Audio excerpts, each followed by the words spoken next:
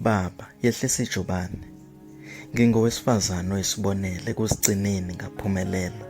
Ngahlanganisa ucu ngaluluka ngalufaka imbalabala. Ngagaxa lona.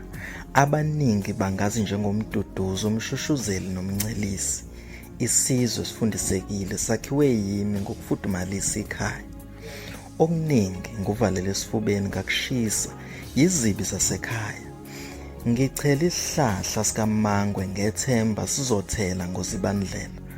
Ukusho nje, ngolwezi bese kubonakala kuthembisa emagantsheni. Yimini insika yomuzi wakho.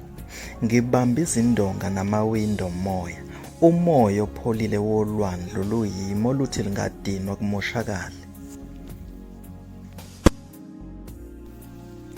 Baba, Yehlis'ijubane, masingafa ngingakhala ngisho nezilwane ekhaya. Phela nazo ziyingxenye yomndeni oyimbumba nekusasa ezandleni. Uma singahamba kungafezeka isifungo esasenza sokuhlukaniswa ukufa. Ukufa komhlaba onganoni wabagwinya kudala nanamhlanje usabagwinya. Kuqumba inhlabathi balelo baba nomama bezingane nemizi ngejubane. Bahluleka ukusebenzisa indlebe namehlo nezandla beyalwa ngezimoto nesivinini ezimhlophe ziphenduke zababomvu ngenxa yegazi labantu bakaJehova. Kulula baba, Yehlis'ijubane, sizofika la siya khona ngesikhathi esifanelekile.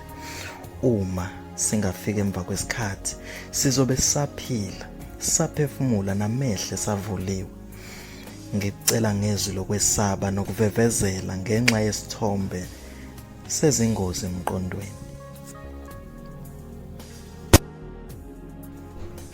Ngiyabonga njengoba selehlile ijubane, ngisalibona utalakho nezihlahla esigijimayo.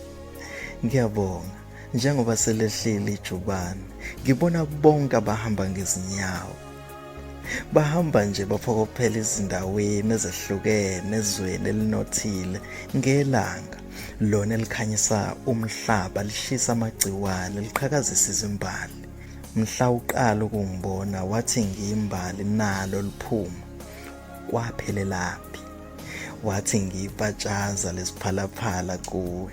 Kwaphelelaphi? Ngiyabuza, kwaphelelaphi? Ngiyakuxolela ukuthi ngiyazi lokho zokusho usafuna indlela yokukubeka. Mina ungigcina ngijabulile nomndeni wami oyingxenye yawo wonke. Baba, ungapaka sehle sithamele umhlangano siphilile. Ijubane liyabulala.